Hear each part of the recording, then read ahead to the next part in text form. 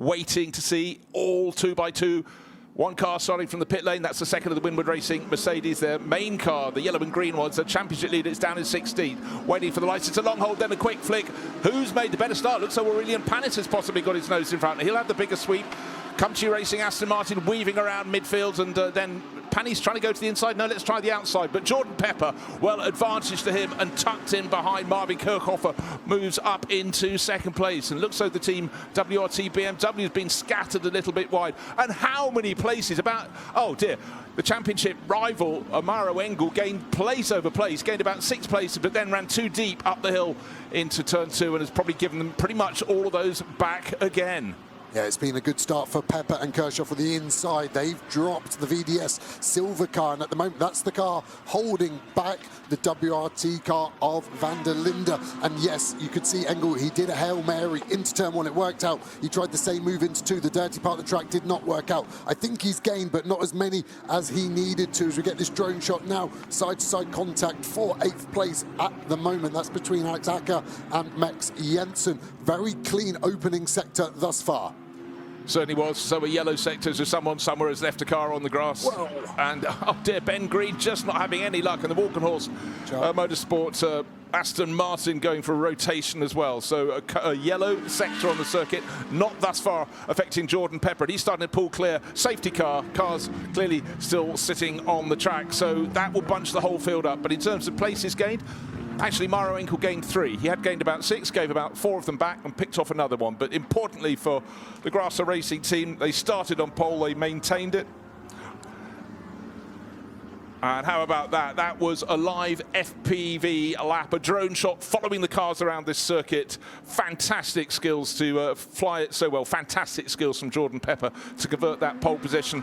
And for Emil Fry Racing, they had disappointment yesterday when the car they run for Verstappen.com got demoted from victory to 4th place overall. A disappointment again for another car from their stable. That's the Ben Green Constellapalainen. This is the shot. This is the leader. When's he going to go? He's waiting. They're getting close to the brake zone for the final corner. Then it really goes advantage for the rest, because Kirchhofer now knows he's got to go soon. The turbo power of the McLaren versus the naturally aspirated. We go on the apex of 14. It's not a bad jump, but Kirchhofer's done well. That's going to be 3 or 4 tenths as they cross the line. Yeah, can he stick in the toe? If it race finishes like this, Jordan Pepper will be champion. He's coming to this race 4th on points. Came to this event 20 points down with only 34 points to play for. But like the start, he's nailed it. Aurelian Panis is having nothing of Kelvin Van der Linde. He's dived up the inside, forced the BMW wide, but Van der Linde's not the sort who's going to back out. So he challenges him up to 2, can't do it. So fighting language there, and the Rutronic Racing Porsche closing right in. Sven Muller sensed them maybe half a chance, particularly if Van der Linde will start attacking the car in front of Aurelian Panis. Panis is leading the silver class by some margin, but right now they want him out of the way. They don't want those first 2 cars of Jordan Pepper and Marvin Kirchhofer, 2 of the 5 cars with chance of this championship title, gaining any fractions of a second. Yeah, is the Panis Mercedes here being a Mercedes team player and holding up Van der Linde there for Engel in the Mercedes that's currently 13th. Different teams, of course, but manufacturer preference may be just a motivation for Panis. Perhaps that's where Maro Engel went at the start, just before the start of the race, popped up to the leading Mercedes, which is Aurelian Panis on the front row. Anyhow, it's all gamesmanship, but I tell you what it is, all fantastic racing around this circuit. Twisty, 14 turns, only the one straight effectively, but many a move has to be hatched in one corner, completed sometimes a couple of corners later. So any change at the front field? No, Jordan Pepper still leading, Marvin Kirchhofer in second in his Garage 59 McLaren. They are the outsiders, if you will, in this 5-car championship challenge, but they've got track position. Aurelian Panis, if he can stay where he is, they will gradually just gain a 10th. They've broken the toe already back to that Mercedes in 3rd place. Look who's out of line in the background. Maro Engel, he's trying to pick people off one at a time, and he really is making decent progress. Matthias Lismont, tick, another place gained. But that was a WRT BMW. I expected that to be harder work for Engel. WRT not seeming to deploy the team tactics there, and Engel is the man on the move in this race at the moment. Yes, it's hard to overtake here at Valencia, but you didn't have to tell the drivers that yesterday, because there were lots of good overtakes, and at the moment Van der Linde seems to be struggling with the pace of Panis. Yes, the dirty air affecting these by 4 tenths, who is now in the grasp of Kelvin Van der Linde. That's so interesting, because just a few moments ago we were discussing the fact that now Marvin Kirchhoff is going to have to look backwards as well as forward. I didn't expect the BMW to come closing in so quickly onto his tail. So suddenly the pressure is off our race leader, Jordan Pepper. He can relax and run his natural line. And he's also about far enough to break the toe to the chasing McLaren, who has got a toe being given to the car behind him. So look for even more progress for Kelvin van der Linde. The first three cars pulling clear and still doing a fantastic job in the silver class Mercedes. Fourth place overall, still resisting Sven Muller, is Aurélien Panis. Good run from the French driver. And the run of the BMW. He'll cover the inside, I'm sure. And then van der Linde's got the choice to go around the outside. Kirchhoff isn't. He's decided. He's going, I'm losing too much time defending here. I've got to go and look at the stop line speed. That's why the BMW able to get the move done. Kirchhoff, I think, sensibly realised I'm losing too much time to Pepper. He's 1.4 up the road. I'm defending a position, but potentially losing the championship. I'm going to have to let my teammate Benji Goethe deal with this in the second half. Yeah, quite extraordinary. So having been passed for second place, Marvin Kirchhoff doesn't have any answers, but he's probably not having to hit his time. So the pace relative to the average speed in class, we've just seen the graphic, each of the last five laps, Kelvin van der Linde has gained on the average class position, but he only cares about one car. He's already dropped the Garage 59 McLaren, who's falling away behind him. Is the best part, 1.5, almost 2 seconds back in third place. It's his pace relative to the blue and white Grasser Racing Lamborghini. There it is, still Jordan Pepper in front, fellow South African racer Kelvin van der Linde. He and his brother Sheldon have done a phenomenal job over the past decade or so, based themselves in Europe, and he is chasing him down. But you're quite right, the pit window may be coming through. By the way, a drive-through penalty has been issued for car number 270. That would be Ricardo Battista for causing a collision. Maybe that was the one that clattered into Ben Green's Emil Fry Racing Ferrari. Trying to unseat our race leader, Jordan Pepper. These are wily competitors out to the edge, but importantly not belong. Not diving for the pit lane. They couldn't because it's not yet open. It'll be open in just about a dozen seconds. And side by side he goes. Here's the straight line speed. Did he need the toe? Are they going to have two door mirrors when they get down to the first corner? On the outside, not their place to be. The move is started. Is it going to be completed? Will we have the change around at the next corner? They're looking for position. I think that's done by, that is a, well, phenomenal job there, but it took two to tango, and Jordan Pepper did his utmost, but the straight line speed, he had no answer for it. Just couldn't close the door in time, could he? I was surprised he didn't get to the inside. We go on board with him now, and this will be the illustration. The Lamborghini's been strong in this middle sector time-wise, so we might be able to hook up to the back of the car. Now it's going to be a straight race into pit lane. Interestingly, the pit lane positioning for the 63 cars earlier and into the pit lane, so they will be in the fast lane before WRT. So if it's close, WRT will have to wait to yield to go back into, like when you're waiting for a granny to come past you at a junction. That's potentially what's going to happen to the 32 BMW in pit lane, I suspect, this lap. Right, we always just feel sympathy for the mechanics when they have to rebuild a car after an accident, but I also have sympathy because this is their moment coming up. Who is going to get the pit stop right? It's going to be in, out, as within minimum time. Already a car. They need to get that car out of the way. That's the sister car. It doesn't look as though it's about to get going. Get the dolly wheels underneath it. Imagine if the championship pivoted on that. Let's hope they do get it pivoted. This car, their outright championship hope, does not get interrupted. You don't want a championship settled by something that's just an extraneous element. Well done to the crew. That's not what the mechanics need, though, to focus, and they're both going to box this lap. The undercut too strong where you can't, pushing all the way to the line as late as they can. Pepper doing well to get down to the speed limit more efficiently, I think, than the 32. This is now a straight race on pit road. Can you imagine? We're just talking about the pressure coming to the mechanics. Suddenly the crew have to get the other car, the sister car, out of the way, whatever its problem was, and slow down the pit lane. Anyone caught speeding is going to be a problem. Right, is the crew in position for Grasser Racing Team? Driver is, most certainly. Yep, they were ready. Car went up quickly. Engsler getting in. Van der Linde getting out of this. Charles Wirtz getting in. Slightly deep, knocked over the lollipop. Third tyre getting done for Grasser. The car will drop, it will fire, it will go. Driver change is complete. Pepper gets out of the way. Same for WRT. Good driver change there. Final tyre being done. This is the race from the drone. On the deck, about to pull out, and he just gets out in front. So I'd say absolutely nothing gained by Grasser Racing Team, but against Team WRT, they didn't lose anything. So job well done. What? So talk about force majeure. Maybe half a second gain by Team WRT. A few points where they almost worked to be won and going out absolutely side by side, but the Garage, well, I don't know about that. I don't know how you read that, but the Ferraris seem to let them through. I can't believe that Vermeulen rolled out of that. He was in the fast lane. I think they'll get done for an unsafe release. I don't know why Vermeulen gave him the position, in all fairness. the Winwood Manfield team have to roll the dice, but for me it's an unsafe release. They're already in the fast lane, but what have you got to lose? So you might as well roll it and see what happens, but expect to drive through for the 48. Yeah, certainly side-by-side is frowned upon in the pit lane. It was right at the exit, as Joe explained. You can understand the dynamics of it, you can understand the emotion of it, but a rule is a rule. We're not the judges, though. We are not the people standing by the scaffold, standing by the gibbet. And when all the final pit stops are done, we've still got about 4 or 5 more cars still to come in. Luke Hartog hasn't pitted yet in the second of the Rutronic cars. Now, let's look at the gap. There it is. That's the visual gap between the cars that are running 4th and 5th, but effectively 1st and 2nd in this race. The Team WRT BMW, having just worked its way to the front before the pit stops, now has got a tiny bit of breathing space, but it's a question of what Luca Engstler can do to try and keep up. He knows there's prodigious straight line speed, and look at the attack already from Charles Weerts, getting that car airborne and then down to the deck through turn 12. Such a tricky corner. Get it unbalanced on the exit. You got a lot of scooping up to do. Coy's car now driven by Marvin Dienst. Just as a side note, the sister car to that Mercedes I'm talking about, Dienst, is the Winwood Mercedes, the 48.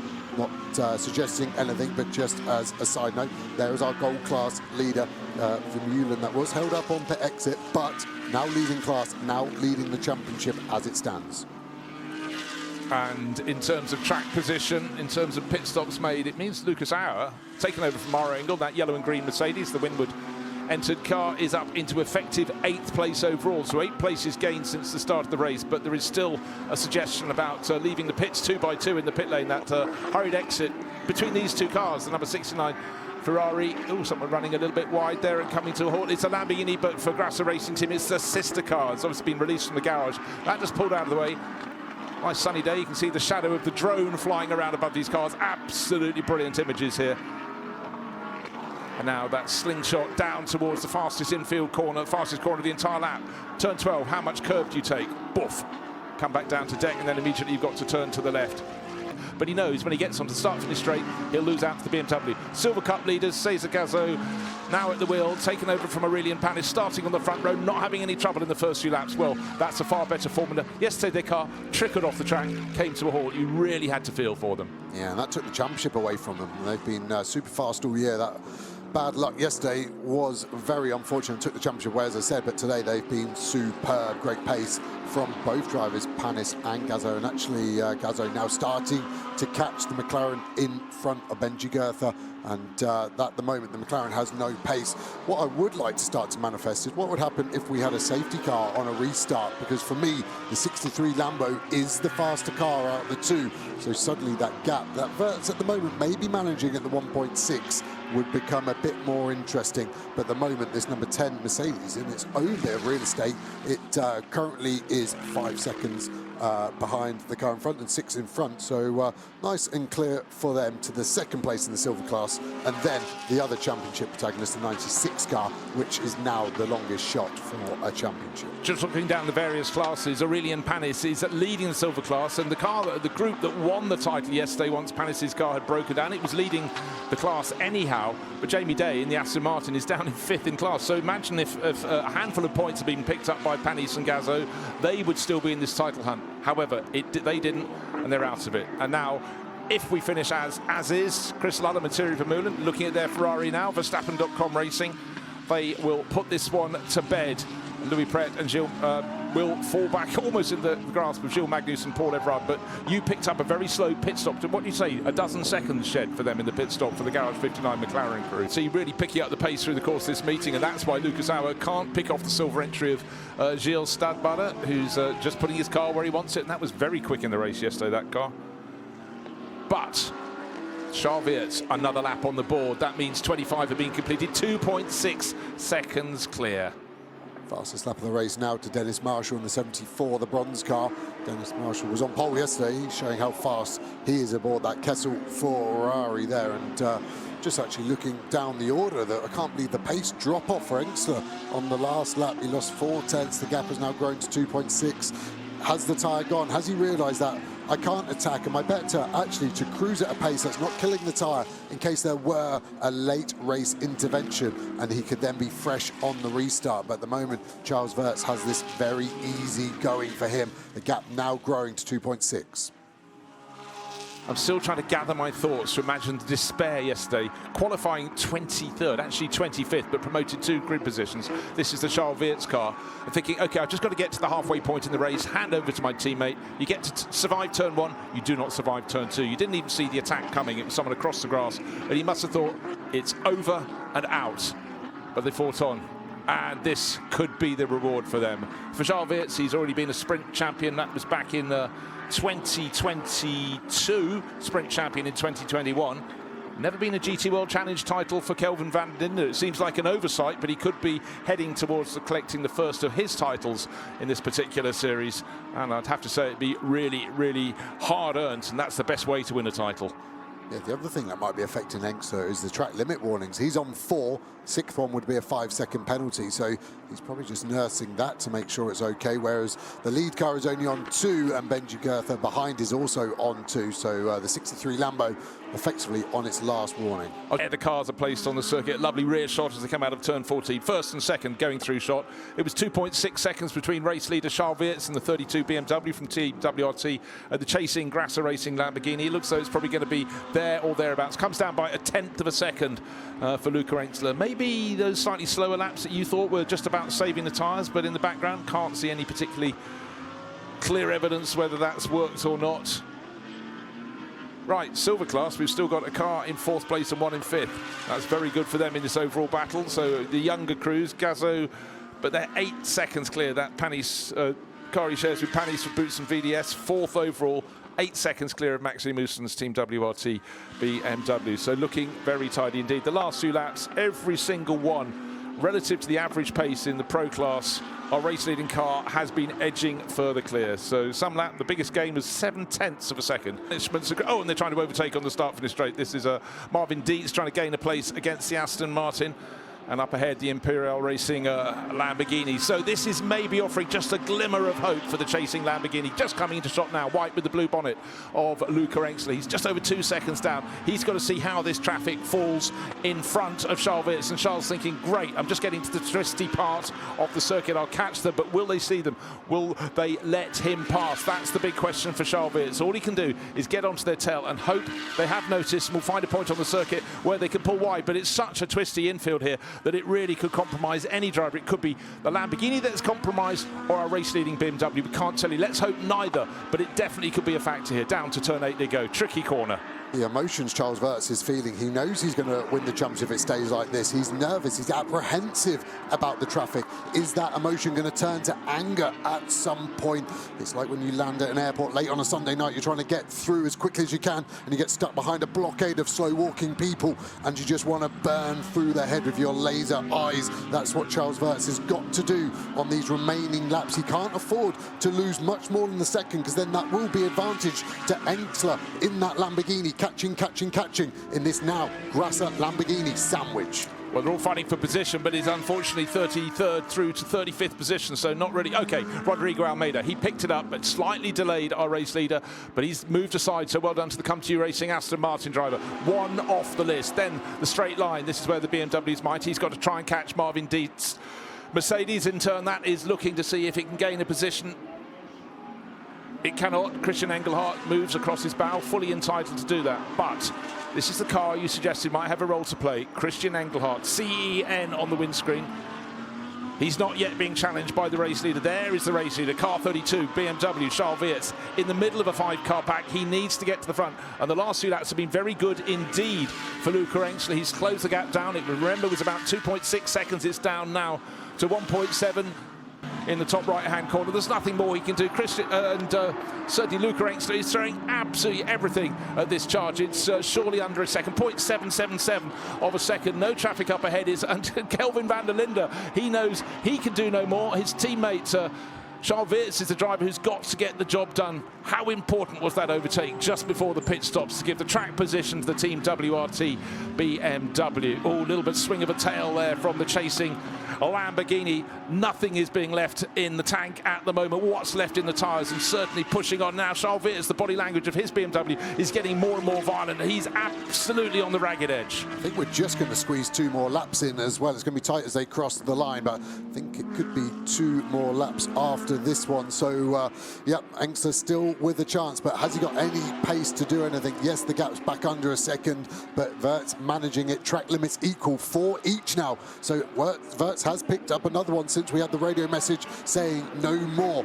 So they've got 1 more. The next one would be 5 seconds. Okay, I'm just going to revisit some old ground. Until yesterday's retirement on the opening lap, that number 32 race-leading Team WRT BMW had scored in the top 10 in every round. Compare it to the Grasser Lamborghini, 2 absolute no scores in the opening round, and also a drop ball, 1 place out of the points at Misano. But since then, they've had a first, a second, a first. They're running second now. That is why they're challenging. But obviously, had they put a point or 2 in the bank at the opening round, it could have been very different indeed. I think Charles Viers has done enough to stay in front. 2.5 minutes remaining. What is ahead in traffic? Still, they're going through turn 6, and it's clear all the way down to turn 8. So nobody surely can interrupt their flow. And I just think now Charles Viers has done enough. But the way that Luca Engster is throwing this Lamborghini around, he is absolutely trying to find every nanosecond he possibly can.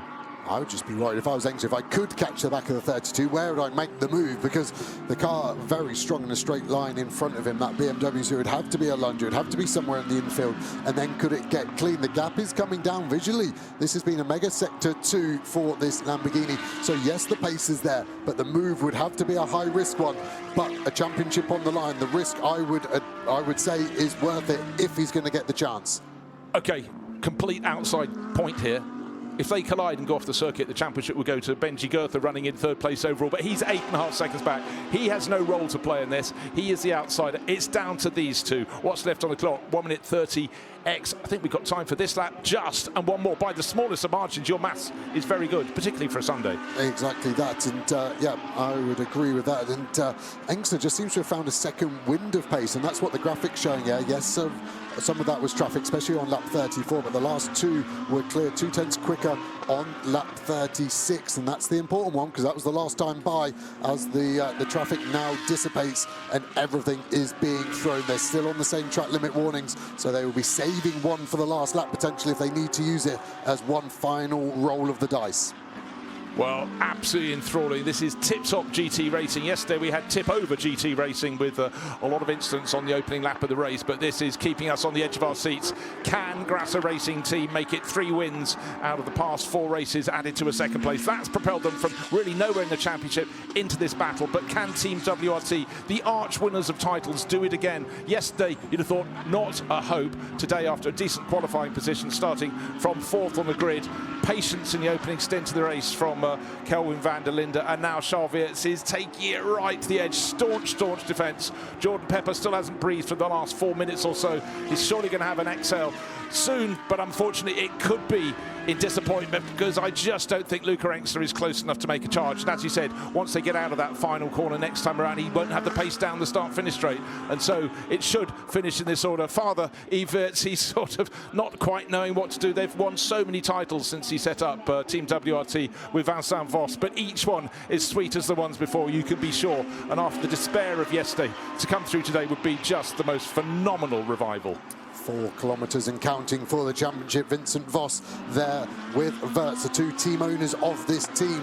We talk about WRT pit stops all the time. Again, it has helped them this weekend, the rebuild during race 1, to get the drivers back out to make sure the car was okay. And I think that's the realisation, the sad realisation for Jordan Pepper aboard the 63 Lamborghini. The championship now ebbing away. 2 kilometres to go. Anything can happen, of course, but at the moment, odds on for the 32.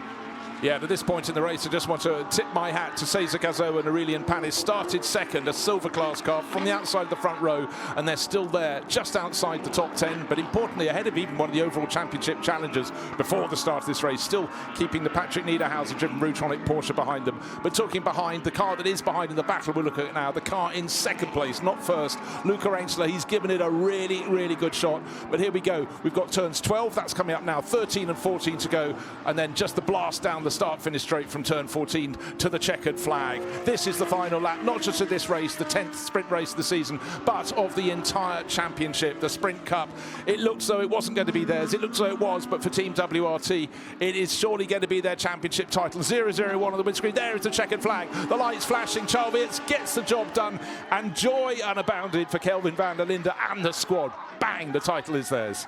Across all 5 contenders, they kept it clean. Lucas Auer there coming in 6th in the end. So our 5 championship leaders really inside the top 6, as now Vermeulen takes the Gold Club Championship too. Just quickly looking for track warnings, people getting their final limits, but winning the bronze class today, Bastian Boos Lion Speed GP, 3rd place for Kessel Racing. I think that should be just enough, but Kelvin van der Linde, anybody in the garage he hasn't hugged yet, don't worry, he'll redress that balance very shortly indeed. But that was super, super tense. So Cesar Gazzo on Aurelien Panis, 4th overall, really impressive result, their best run of the season. And they were ahead of Patrick Niederhauser and Sven Muller. Outside chance for the title going into this race. They started the championship battle today in 5th, and 5th place today wasn't enough to improve that at all. Mauro Engel started 16th. His teammate Lucas Auer brought it home in 6th, so they climbed to the top. But there are top 6 positions had our 5 championship challengers in the top class. We had a few retirements at the bottom end of the field, most notably Ben Green taken out on the opening lap of the race. But Bronze Cup winners today, Bastian Boos and Basha Mardini. Overall winners, Charles Weerts and Kelvin van der Linde, and they are the overall champions as well. What a sweet way to do it. Earlier in the season, they'd have done anything to get a win, but a title win, all the more impressive. It is so competitive in the GT World Challenge. A slip here, a slip there, and the championship has almost gone away from you. An 11th team title. And here is confirmation, eventually winning by 7 points, but bear in mind, it was all square at the top of the title race this morning. Kelvin van der Linde and Charles Weerts, champions in the Sprint Series for 2025. Luca Engster and Jordan Pepper, if they'd started the season like they'd finished it, they would have been champions. Great form for the Grasser Racing team. And Benji Goethe and Marvin Kirchhofer, middle part of the season, came on strong.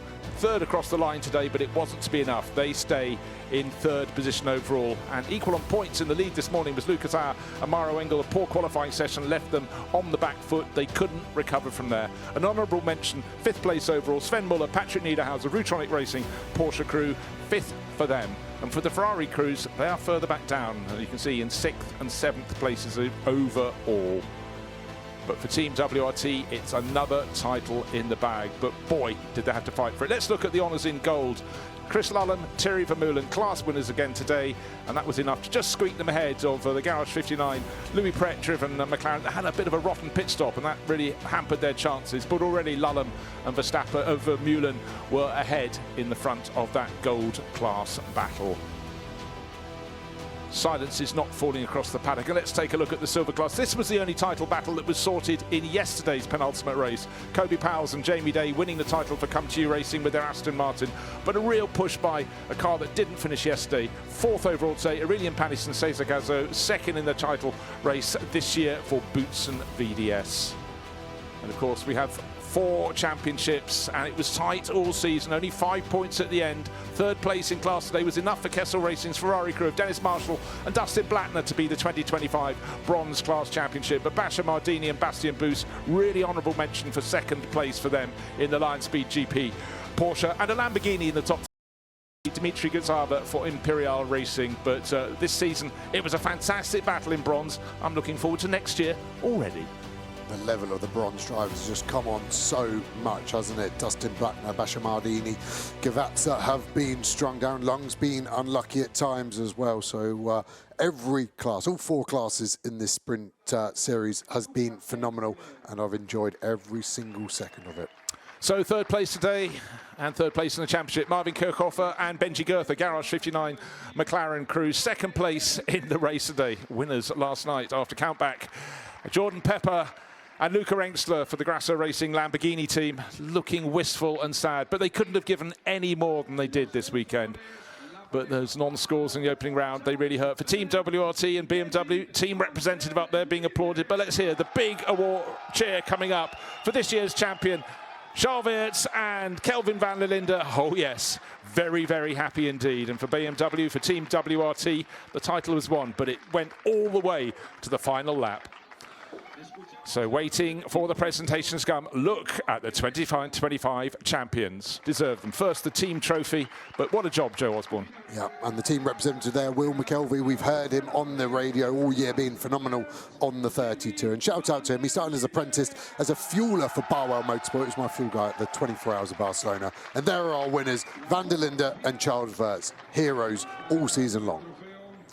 And not just the race winners trophy, they now get the championship trophy, a very, very impressive piece of silverware that does appear to have the dust of Team WRT on it. They've won it quite a few times. It's back in their grasp again, but they had to really, really fight for this one. A fierce, fierce championship battle. All these top three crews really deserve accolades. They've pushed, they've raised the level of excellence to a level higher than ever before.